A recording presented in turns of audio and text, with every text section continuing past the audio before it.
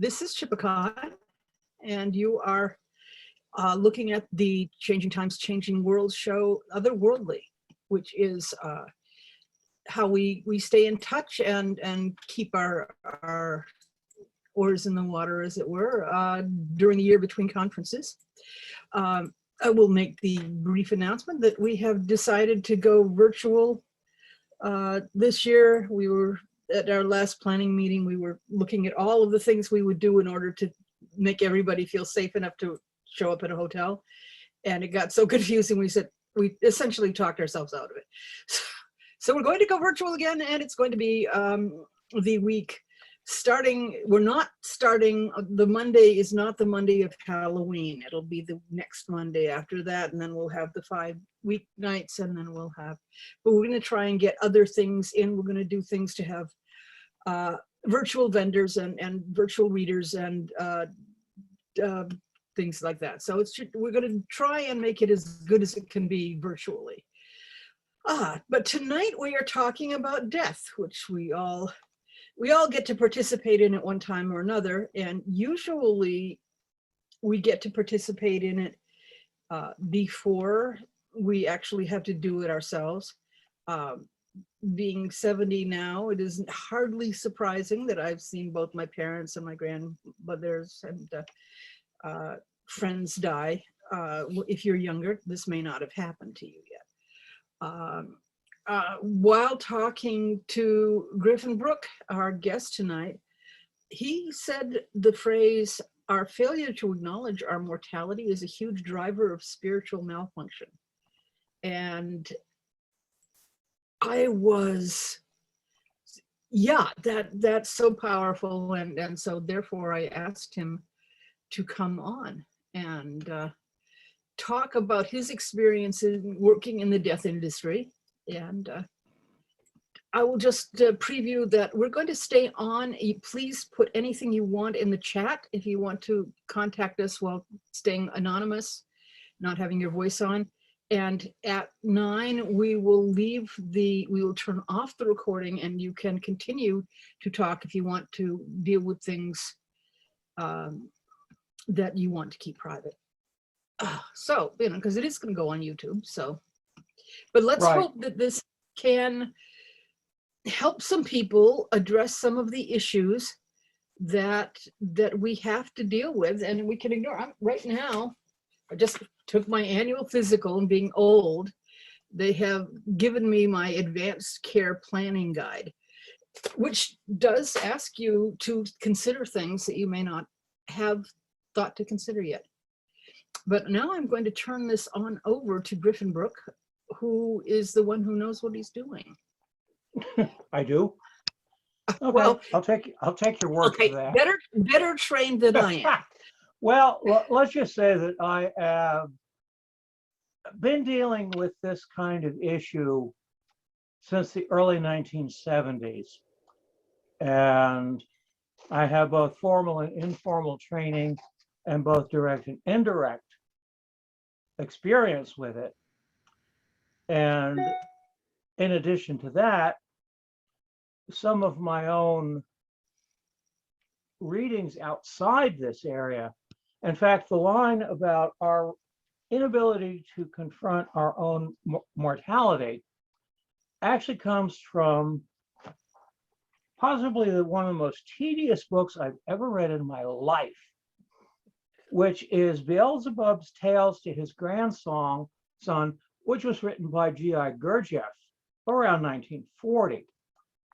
And it's 1,100 pages of things that I cannot possibly explain because I don't necessarily understand them. But he was the one that hit the nail on the thumb about failing to acknowledge the fact we're all going to die. Every living thing that has ever lived has either died or is going to. And not one living thing wants to die, because death is entropy in its victory, and we have fought that since we were single-celled creatures.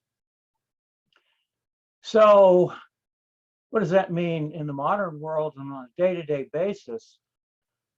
Well, basically, we have to look at the concept here, and the theme for tonight is someone is dying. How do we make that what we would call a good death? A death that you are ready for, a death that your loved ones are ready for. And having worked as a hospice home aide, I have seen some really horrible examples of how it can go wrong. So the initial salvo here is that who's dying? Is it you? If it's you, then you need to get your own house in order. And you really can't do anything to help the people around you until you have your stuff together. And dying happens in so many ways,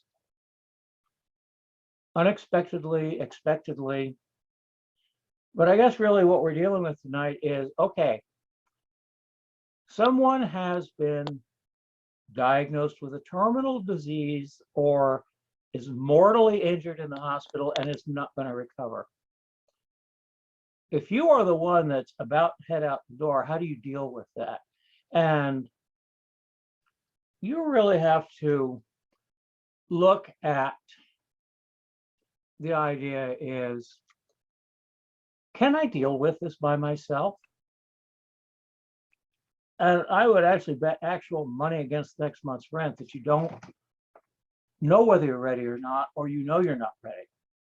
So what do you do about that? Well, if you are diagnosed with a disease that qualifies you for a hospice patient status, then you suddenly have access to a massive amount of resources. This hospice is all about going beyond simple palliative care where, okay, you're dying, we'll try not to make it hurt, to how do we make your last days as graceful as we can?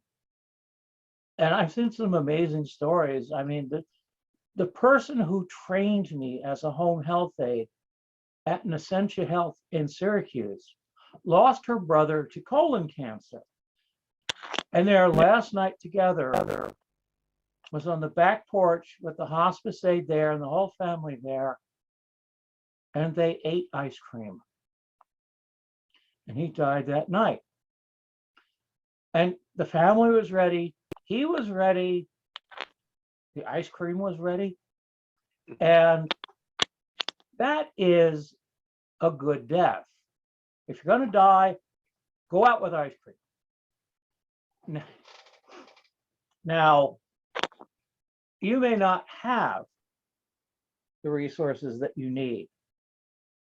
Now, I can only speak to New York because this is the place where I trained, where I worked, and where I know the laws. But hospice agencies, once you are a hospice patient,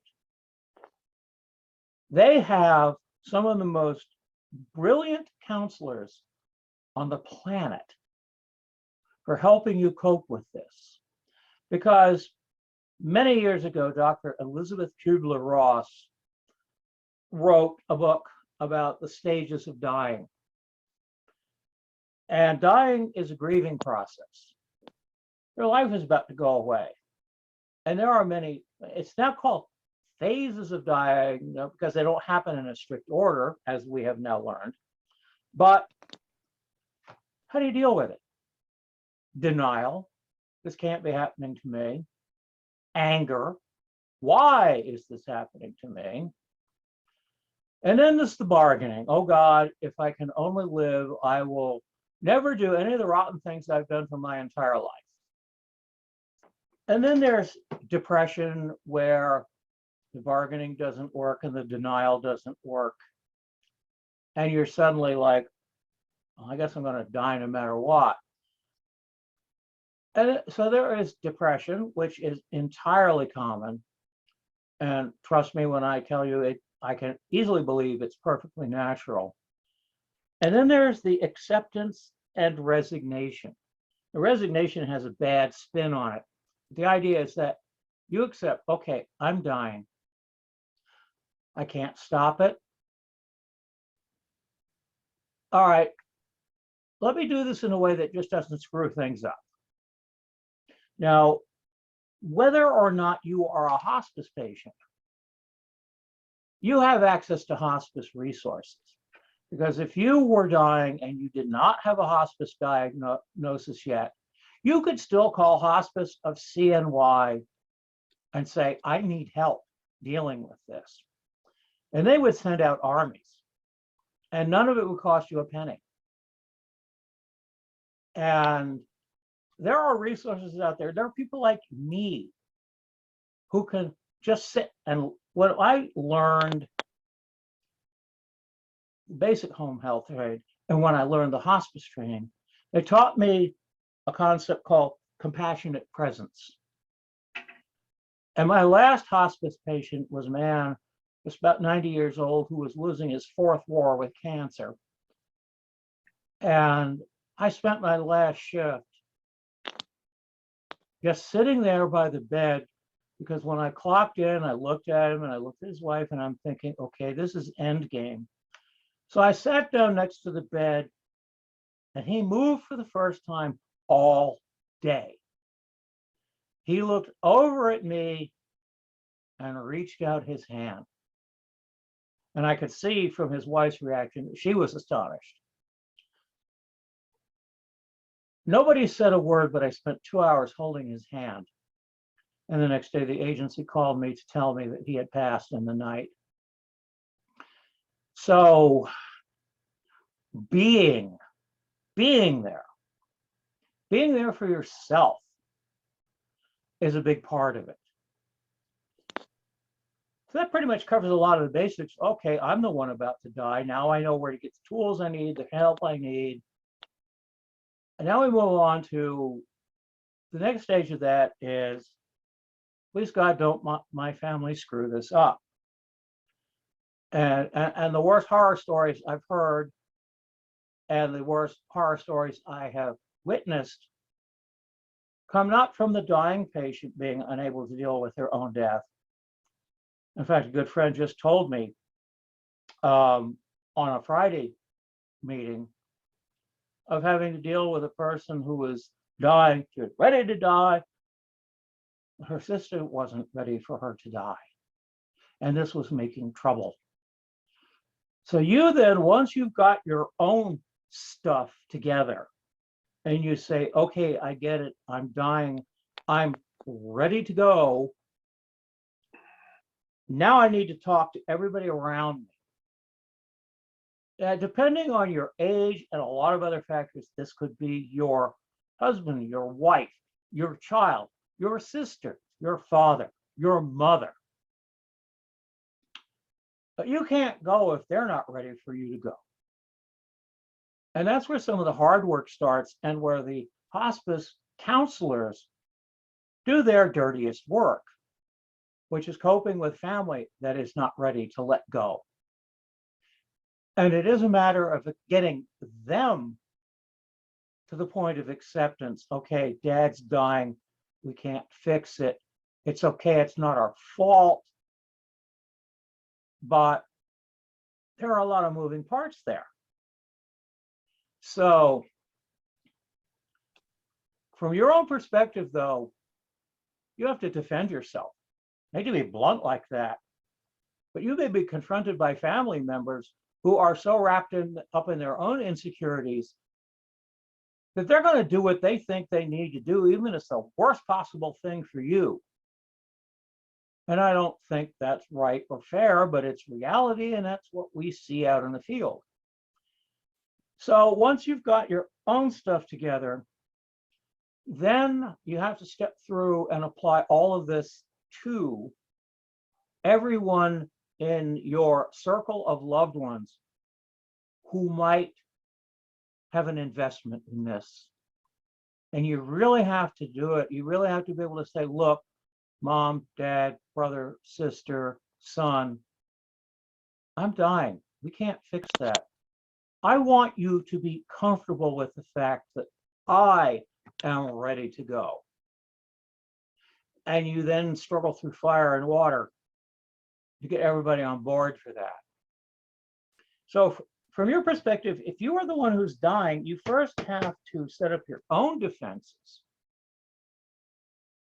Get yourself reconciled, get your own spiritual house in order, and then deal with the ones around you. And one of the most brilliant real life examples was the mother of the father of a friend of mine who outlived most of her doctors, and at the age of 92 called the family together one day and said, I love you all dearly, but this is enough.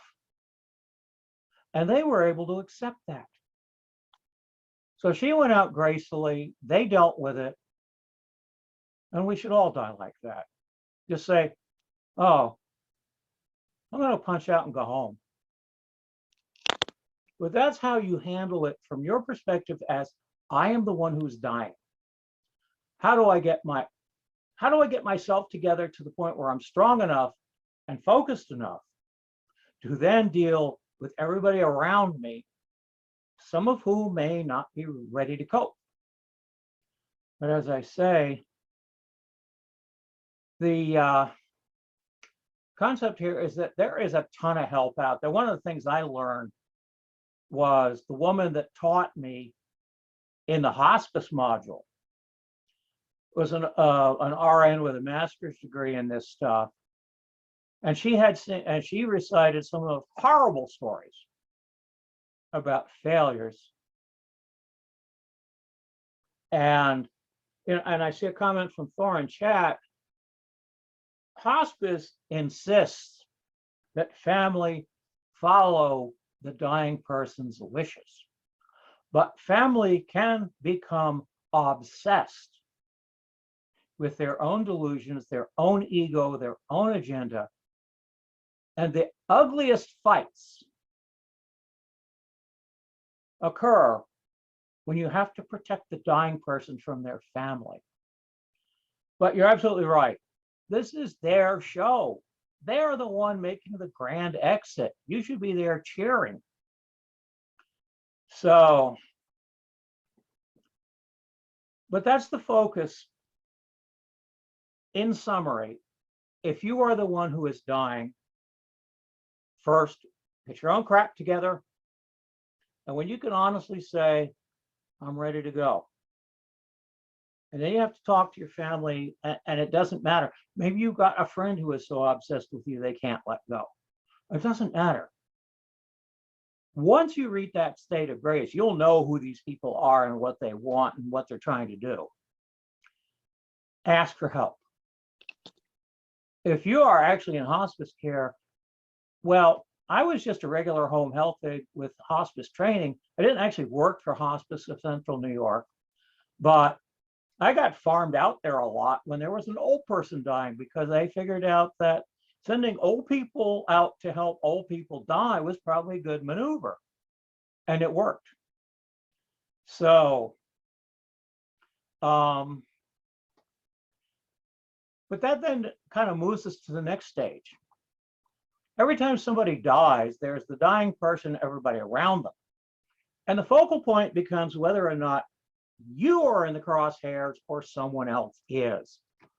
And it can be both simpler and much more complicated when it's someone else. Because first, if you really care about this person, now I'm going to pick a totally arbitrary example out of the air. You are a somewhat older person. Your child has been diagnosed with incurable cancer. They have been told by hospice they've got 6 months at best. Before you start trying to help your son cope with it, get your own shit together. And that is absolutely true. It doesn't matter where you are in the circus. You must first deal with it yourself. So if you have to go through the denial, the anger, the bargaining, and all of that, fine. Ask for help. And basically, now, if this person is actually dying of cancer in 6 months, well, hospice is on board. You or anyone else in the family, anyone else who connects to the dying person can say, I need help. I'm having trouble dealing with this. And the armies will come out marching. And you will find people to sit with you, talk to you, experts in grief counseling, all of that. So let's assume this all goes well.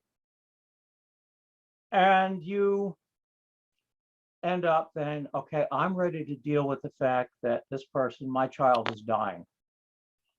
And even before I got into hospice back in the early 70s, when I was working at Cherry Hill Medical Center as a respiratory therapist, some of the ugliest scenarios that I witnessed revolved entirely around parents who could not accept that a child was dying or why they were dying. And the one that occurs to me is a younger son who was mortally injured in a car accident where his older brother was the driver. The family could never accept the fact that the younger boy was dying. I'm not going to nauseate you by describing some of the details, but it goes all around. So, all right, someone close to you is dying. You now have got it together and you're ready to help this person move on. So you can go and be honest. Loving honesty is a thermonuclear force that cannot be denied.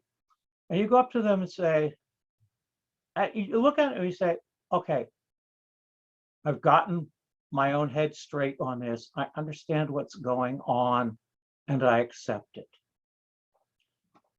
Do you accept it? Can I help you accept it? Do you need other help? Start there. So now you're one step out of being the dying person, but you are now the point person for this struggle now, because we don't know how the rest of the family is going to deal with this, or friends, or anybody else. But you really want to make sure that if this is a blood relative, by God, get in there and make sure once you've got your own house in order, go in there and do the best you can to help them get their house in order. And they may say, no, I've accepted it, I'm okay. And I'm glad to hear that you're okay with it, because I was so worried that you would be too hurt by this. And then you can say, well, I'm going to be hurt and I'm going to grieve, but I understand that this is what happens. And that kind of honesty where you recognize, well, you know, you're my son, you're dying. I'm going to bleed. I'm going to cry. It's going to take 6 months at least. But I'm okay with that, as long as you get what you need in your final moments. And then you go and examine the rest of the family. And you look at them one by one, and then you look at other people, maybe meddlesome in-laws, maybe well-intentioned friends, who rank up there with devout worshipers as some of the most dangerous people on the planet. Dear God, protect me from thy most devout worshipers. But be prepared to fight on behalf of this person who is dying. They may need your help. So start talking to people and do it from the serenity place that you achieved by getting your own crap together first, and then verifying that your loved one is okay with it too. Now you got two people who are saying, this sucks, we didn't want it to happen, but we're okay with it.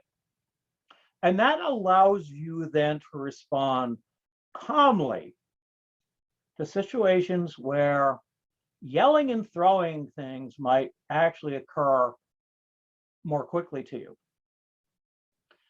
And you got to chew through, and if you're one of these, there are different types. There are families with like nobody around. Then there are families with like 17 relatives in the 6-block area. And you really have to, and it's cultural.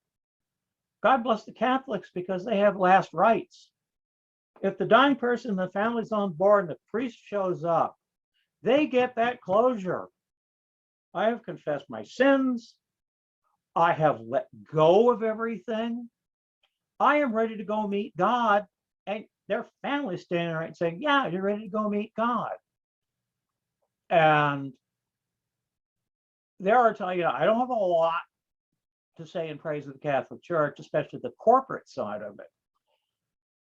But the last rites are a perfect example of, if you are committed to that spirituality, it will give you the peace you need and the closure you need.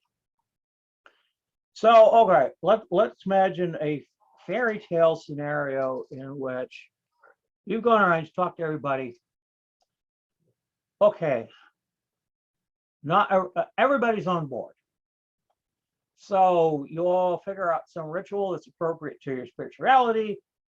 Of course, then again, the fact that if you get like more than 2 people in a room, they probably have different spiritualities, but that's another problem. But you then go in and say, okay, let us prepare. Let us be ready so when the time comes, we can say, we love you, goodbye, we'll never forget you. Now, a 99% probability is that you're going to find at least one person in the family who is not on board. And they may have some problem. Now, it's possible in a family with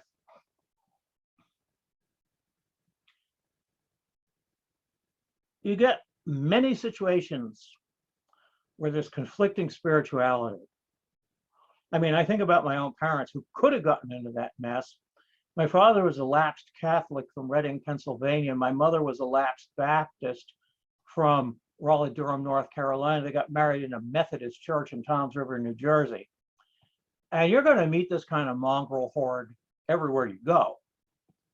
So the question is finding out what each of them thinks is necessary for a graceful exit. And then you also have to get up sharp, pointy things and dig until you find the things that they are afraid of or so committed to they can't let go of them.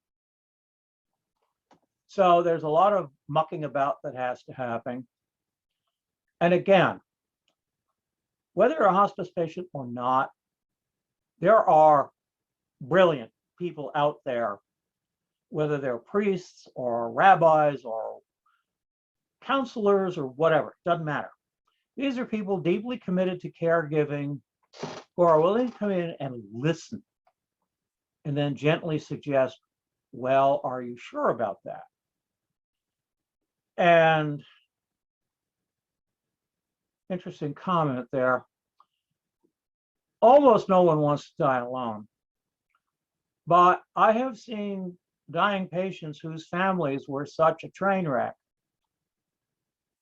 that I can totally understand wanting to just disappear when they weren't looking. And especially because could I contribute one sure, fire away. Quick story here?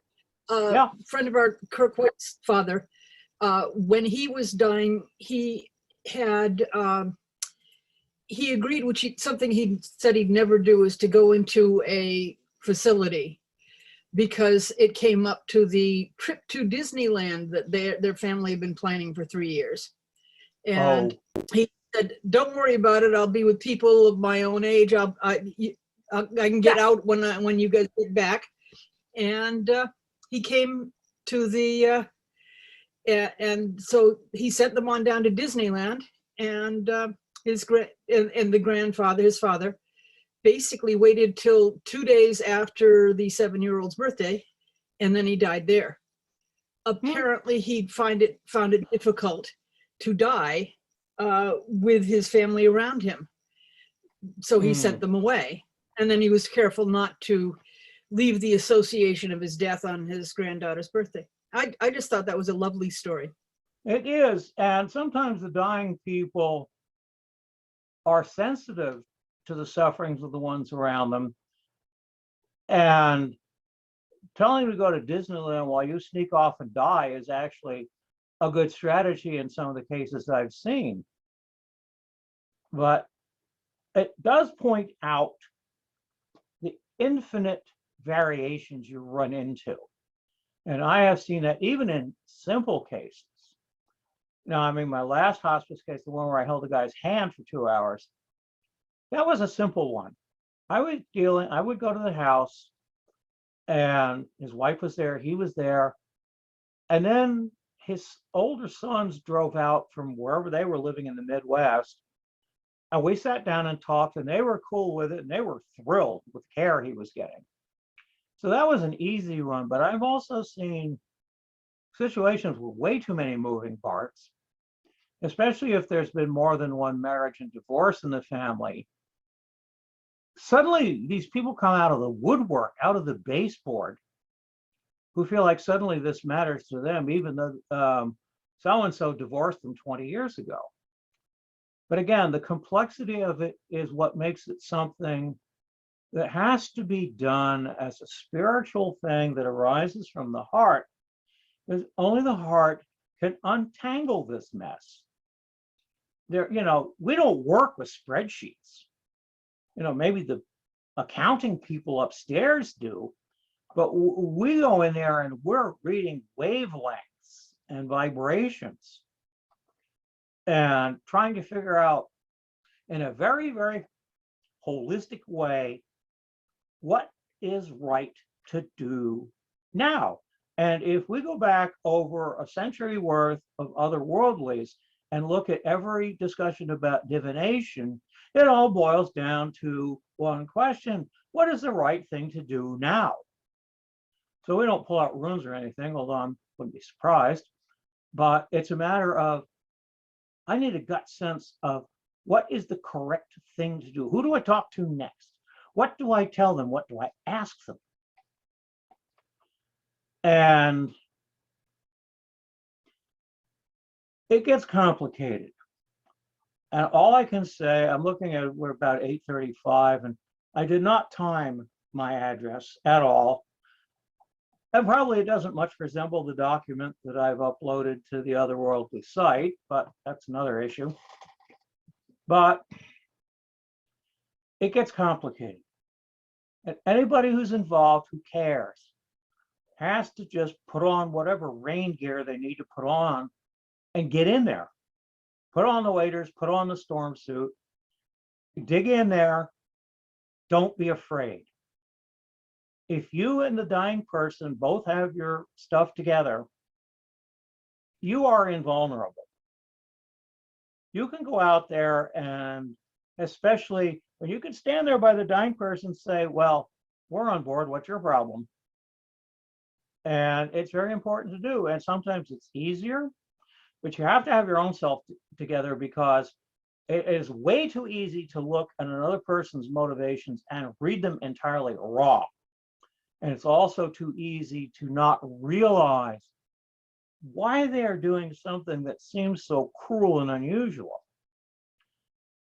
And okay, we've just defined 99.9% of the difficulty of being a hospice aide, because even the ones who are not officially counselors frequently end up counseling constantly.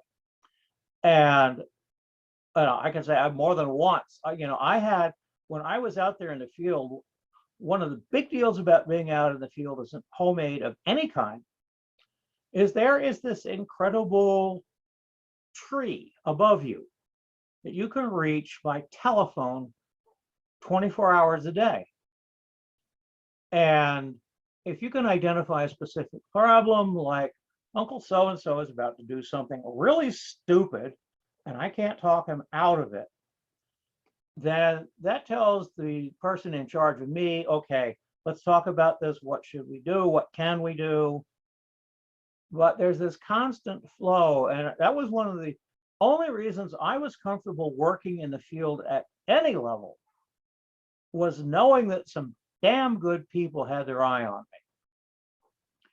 So taking everything I've picked up, mentioned in the bio that I'm a ordained minister in the Universal Life Church, and I consider myself to be a non-denominational chaplain.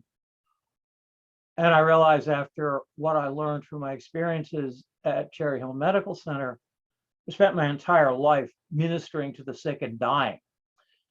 And the hospice experience was very intense.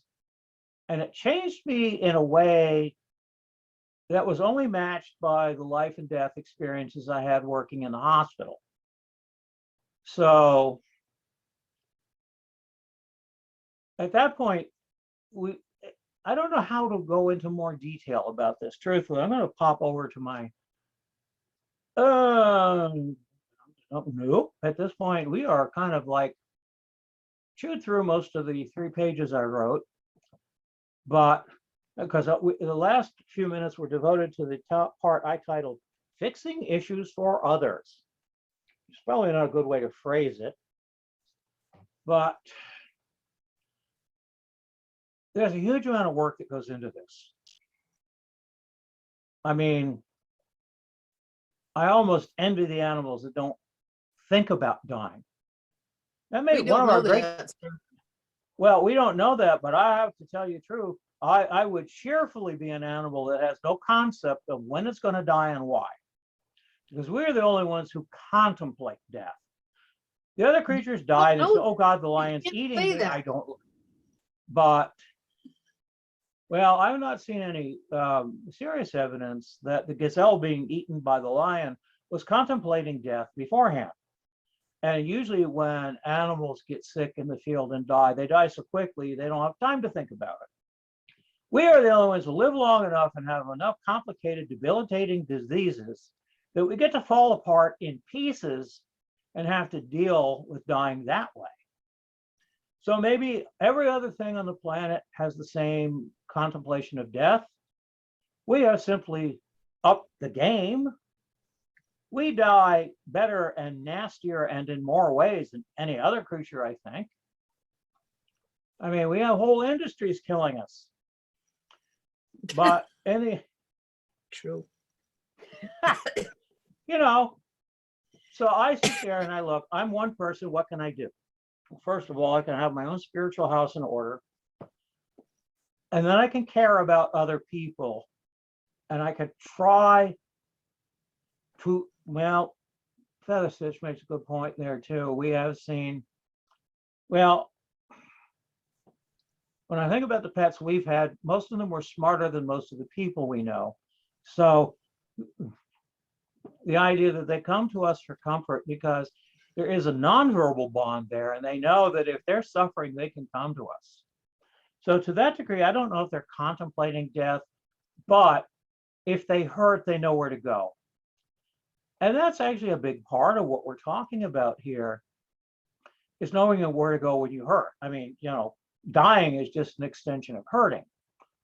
And we, as I say, we certainly do it. And you know, after being in and out of medicine for over 50 years, I am astonished at the ways we have figured out how to die. But I can only deal with the ones where it's not like you're driving down a street and you get broadsided by a semi-truck. There's not a lot of contemplation involved in that. And you're just tomato surprise in what's left of your car. But if you have cancer or pick a disease in the month club, I don't care, and you know you're going to die, you are now in a unique position.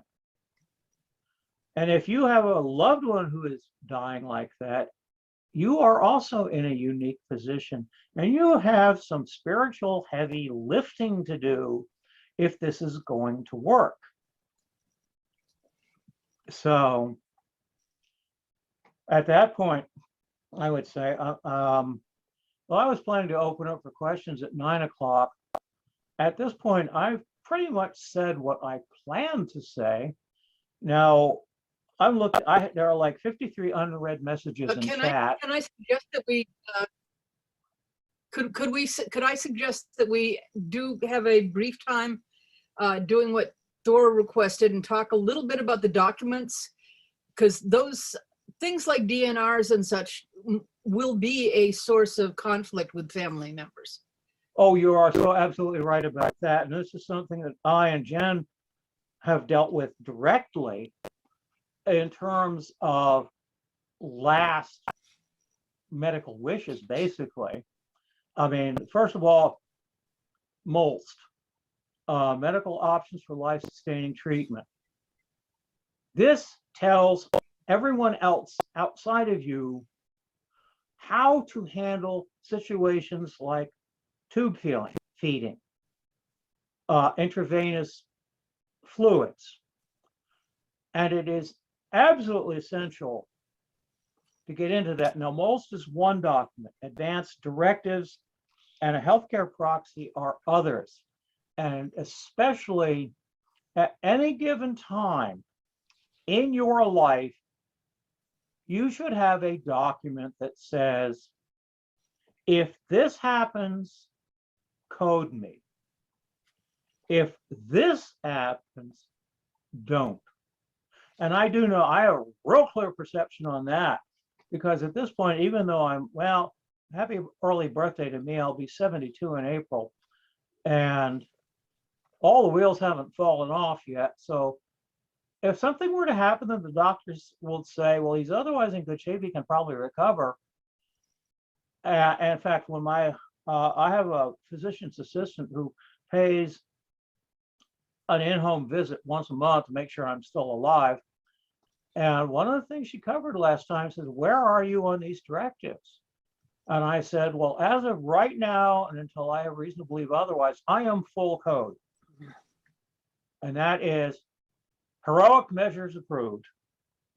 Now, oh yeah, Dora, I can think of so many cases where there were failures to document what the individual wanted. And this is a hard thing to think about. I do know that if I were to suffer some catastrophic event, and given my medical history, probably a stroke, that left me in what they quaintly call a permanent vegetative state,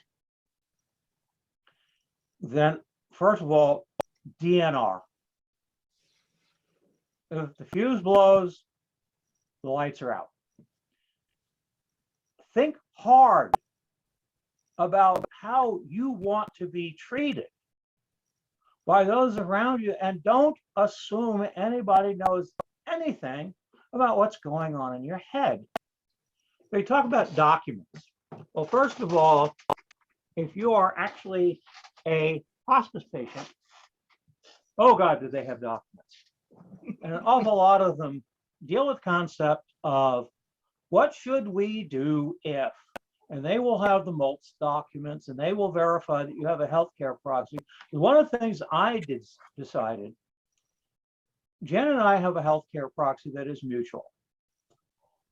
If one of us is to enter this permanent vegetative state, decisions to discontinue life support require the approval of both of the other parties.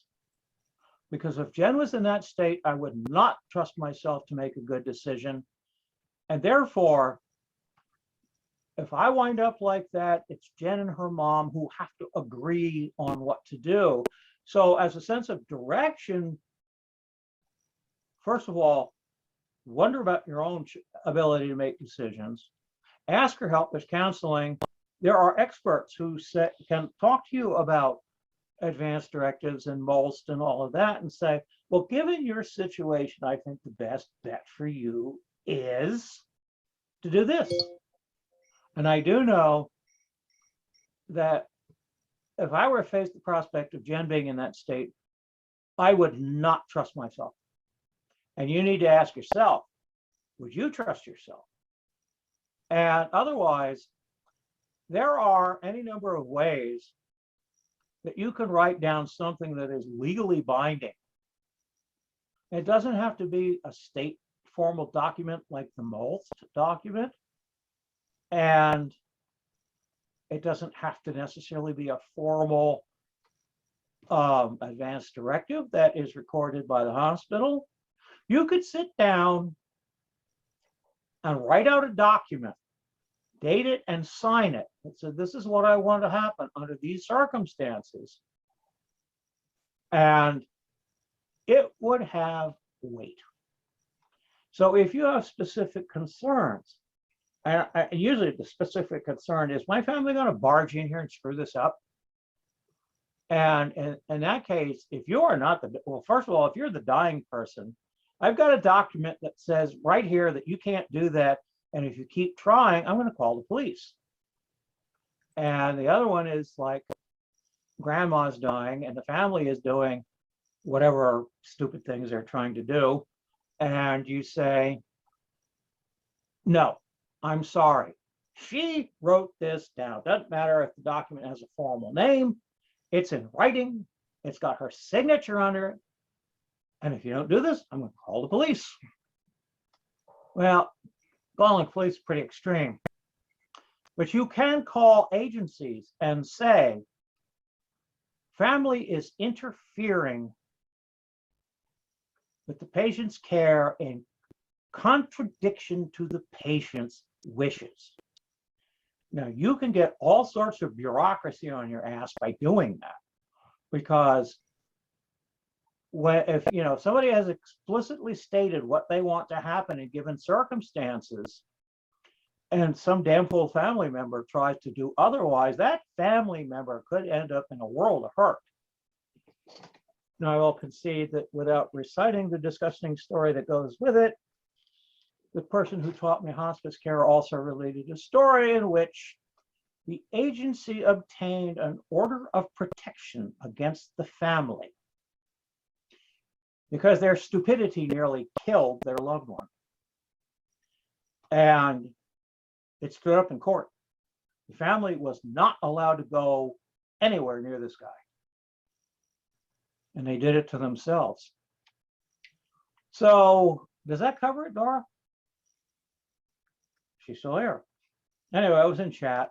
I kind of hope that covers the point, is that you can document what you want and you can witness the documentation of what another person wants.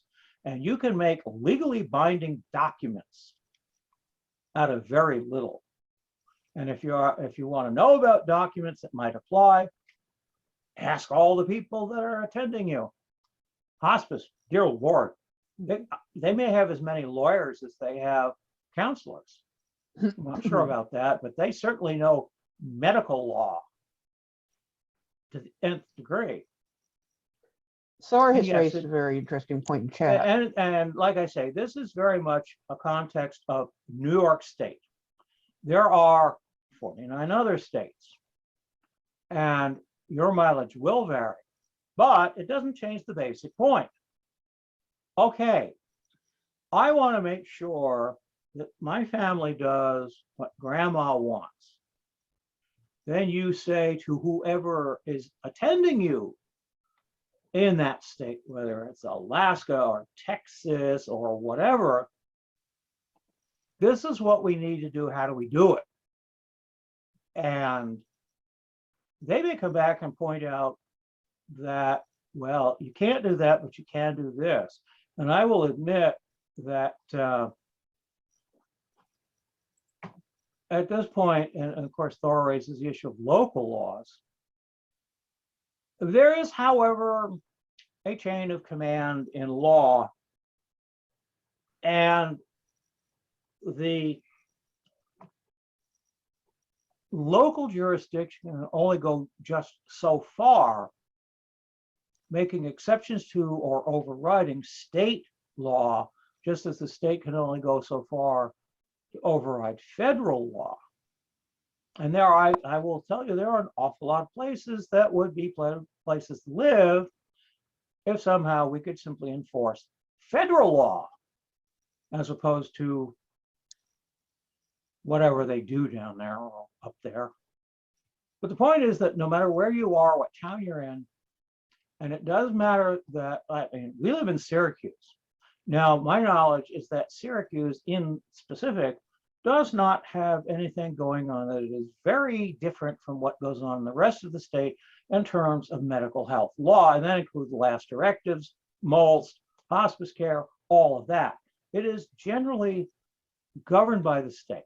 About the most a county or a town can do and say, well, they say you don't need to wear a mask. We say you need to wear a mask. Or they say you need to wear a mask and we say you don't. That's the limit of their jurisdiction, though. And I think Yeah, Thor's some raised some really states- interesting points in chat. yeah, that well, might be worth frankly, airing. if I were living in a town that didn't recognize, or a state that didn't recognize my religion, I'd probably move to another state because I refuse to pay tax dollars to people who don't respect my beliefs. But the point is that if take everything that Thor just said and add it all up, it's always complicated. Your mileage will vary. I mean, I think about if I were given this speech from where I grew up in New Jersey, there would probably be different things going on in the conversation. Point being, though, that at a core level, nothing about what I said has changed. If you are dying or a loved one is dying, you can get help for yourself and you can get help for them and you can defend them against family intrusion. The details of that will vary with I told him, location. you need to let Typicon speak. You can't, don't be rude. No, it's okay. No, that's okay. My computer's the problem. Oh,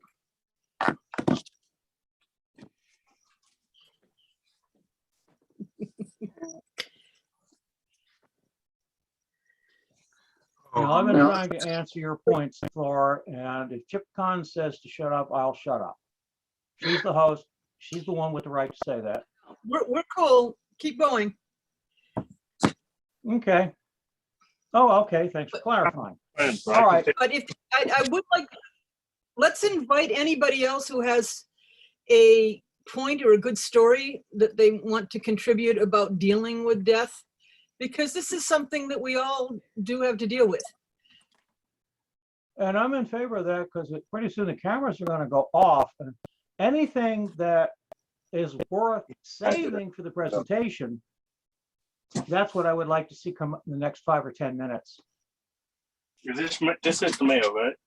Mm-hmm. Let me. Yeah, most people can unmute themselves. We want to do it one at a time, of course. Oh, close that. You're unmuted. I have cared for my parents, my husband's parents, and my husband. Wow. You always want to make sure that you're conforming to state law and state required documents. Then after that, I found it really, really beneficial to hold open houses for people to come and see and stop by and talk to somebody before they died, to make peace with it. Sometimes it was lunch. I ate a lot of cheese and crackers. I swear I will never eat it again. But we were very direct with it and very direct with the family. And it is a blended family. There are my children and then there's his son. And we just worked really hard with my husband to get everybody on the same page. The other thing that is really important is to find out what kind of service does this person want, or any, long before you get there. So when you're making arrangements, you know what to do to honor their wishes. In my husband's case, he did not want a funeral. We had a memorial for him a little after a year after his death. He grew up on a tobacco farm. We held it in a tobacco barn, and everybody at that point could tell stories and laugh, and it turned out beautifully. Well, I'm really glad to hear that, because you make a lot of excellent points, and I didn't cover them specifically in my presentation because that's not really the direct point of it. But the idea of the open house, where you say, okay, my grandfather is dying. Anybody who wants to visit him, talk with him, we're going to have lunch at 1 o'clock, drop in. And there is this wonderful lightness to that approach that I really like, because it's like, I don't want to trivialize it, but it's like, okay, it's hard to be sad when you're eating ice cream. Yes, I'm thinking about the brother of the woman who taught me to be a home health aide. I don't want to trivialize it, but it's like, oh, grandpa's dying, stop in for cheese and crackers. And as stupid as that sounds, it's actually, well, he's ready, we're ready. What's the big deal? And yes, it's hard to be sad when you're eating ice cream. Maybe if you Well, didn't that's why have to we eat had a any more. Sunday bar. Well, that's if you don't have to, if it means you never have to eat cheese and crackers again the rest of your life, maybe that would work for you. But I will add it to the repertoire. I like that, the idea of, it's almost like a wake. Ice cream and a Yes, and he got to take part in it, which was important because he could rag the grandchildren one more time. Mhm. That's good. I'm enjoying the imagery right now. At this point, I'm looking at this parlor full of a bunch of hoodlums running around and grandpa. Yeah, okay, I get it. And because the other thing that's very difficult in this country is caregiving and caregiving resources. So Yeah. for my husband, there was a young woman who was a friend of ours who had a very autistic child and a baby. She couldn't work anywhere. The older child was a runner. So she used to come in and he used to give the kids rides in a wheelchair. This was probably 6 months before he passed. I like it. And that's wonderful, because I will admit that having my been hero. through so much spiritual bloodshed in the course of dealing with death, that it's hard to think of it lightly when it so often goes wrong. And the best I get to is kind of neutral place. Well, wow, that worked. That's so wonderful. But watching grandpa driving children around in a wheelchair, okay, well, that lends a levity to it that I think, if it's fully accepted by everybody involved, is very possibly the best thing you could do, because I remember watching Star Trek Next Generation, and when it was thought that 2 crew members had died, they did what he would have wanted. They had a jazz party. Exactly.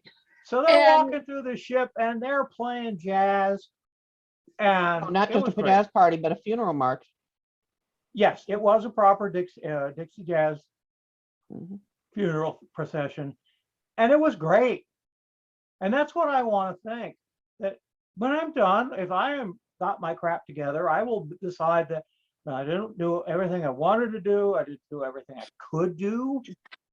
But okay, I'm ready to punch out and go home. Let's party. Well, the difference was because we did that and because we had had people coming over. And one time a friend of ours brought lunch over, and then he was like, I don't really feel like watching TV. Can we go for a ride? So that meant we all went for a ride in a handicapped van, and he went out on the pier and talked to every Vietnamese person fishing that didn't speak English, and had a lovely time and got ice cream on the way home. But the difference was, he knew when he was dying, he told us, and he had had a chance to speak to everyone in the house, that he wanted to say something to. But at the moment he died, he took a breath in and he was gone. It was the easiest transition I have ever seen in my life. Well, Because he was ready. He was ready. He was as ready as any dying person I've ever heard of. And excuse me, but I keep thinking about this brother of my teacher and they were sitting on the back porch eating ice cream, and then, he died. And I think your grandfather like one-upped everybody with that maneuver, but I think it's great. I think it's absolutely wonderful. It is very, very powerful thing. So well, there's no sense fibbing about it. We're all going to get there, and as soon as you get there, you're out. So what did I say at the very beginning? Our inability to accept this is the cause of most spiritual malfunction. Obviously, Grandpa did not suffer from this because he was ready. He confronted. We'd also had many talks about when people die, they don't necessarily know what's going to happen. But butterfly, when it goes in a cocoon, the caterpillar just knows it's going to die. It has no clue it's going to be a butterfly. Right. And if I were the I want to throw in the thing from Terry Pratchett in his We Free Men books.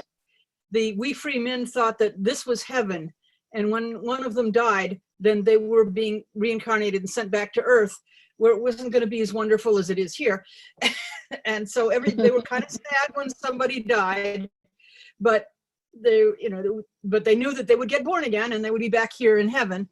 It's like, well, that's a really interesting point, because after going through a whole lot of cycles of doing everything but including almost becoming a Lutheran minister back in the late 60s, early 70s, and now having had a Zen practice for 25 odd years, I take the Zen approach that, all right, we're going to die. It happens. Zen masters have been known to say, oh, it's my night tonight.